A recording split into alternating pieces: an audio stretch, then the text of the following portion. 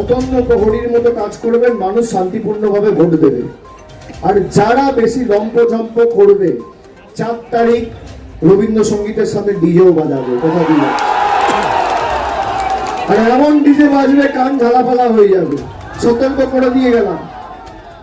যারা বাংলার মানুষের উপর অত্যাচার করেছো, মমতা বন্দ্যোপাধ্যায় উদারতা, মমতা ব্যানার্জি ক্ষমা করেছে।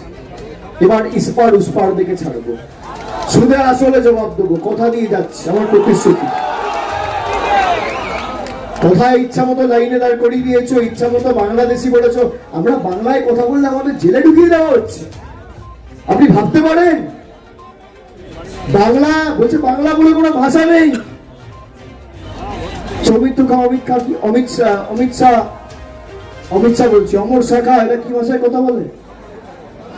কি ভাষায় কথা বলে? ঈশ্বরচন্দ্র বিদ্যাসাগর না থাকলে অমিত শাহ নিজের নামটা লিখতে পারতেন? হ্যাঁ, সেই ঈশ্বরচন্দ্র বিদ্যাসাগরের মূর্তি ভাঙে বিজেপি। এদেরকে উত্তর দিতে হবে। এই ভোট প্রতিবাদের ভোট, প্রতিরোধের ভোট, প্রতিশোধের ভোট। আদিম হিংস্র মানবিকতার আমি যদি কেউ হই, সুকান্তর কথায় বলে শেষ করছি, আদিম হিংস্র মানবিকতার আমি যদি কেউ হই, স্বজন হারানো শ্মশানে তোদের চিতা আমি তুলবই।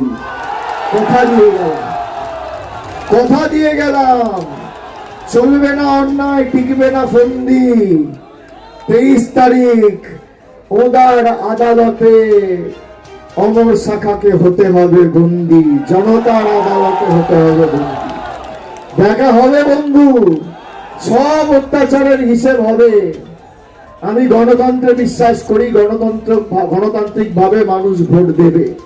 কিন্তু যারা এই মানুষকে অত্যাচার করেছো, ভোটাধিকার কেড়েছো, বাংলাদেশি বলেছো, আমাদের ব্যঙ্গ বিদ্রুপ করেছো, আগামী দিন ছাড় পাবে না। তোমরা যে ভাষায় বলো সে ভাষাতেই জবাব দেবো। আর জয় বাংলা যখন বলবে, একদম গর্ব করে জয় বাংলা বলবে, এটা আমাদের অধিকার, আমাদের পরিচয়।